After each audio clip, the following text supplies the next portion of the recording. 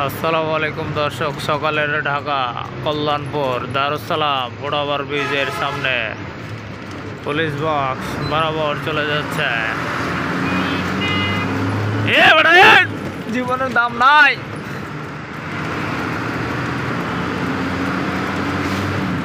এইরকম সকালের মতো ফাঁকা যদি রেগুলার থাকে, প্রতিদিন থাকে, সারাদিন, তবে কেমন হতো? ভালো হতো না ঢাকা শহরে?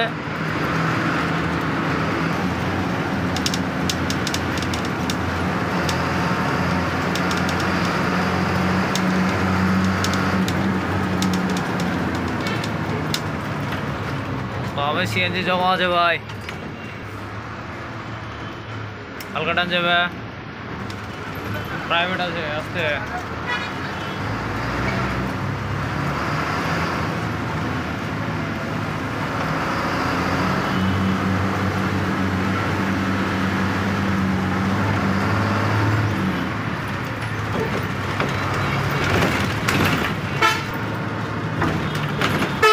সকালের ঢাকা চলে আসছে গাবতলী ইতিমধ্যে।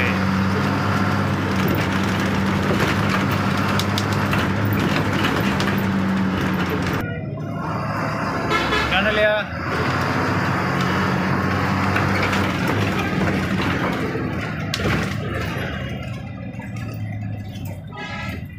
দৌড় দিয়ে বাড়াও,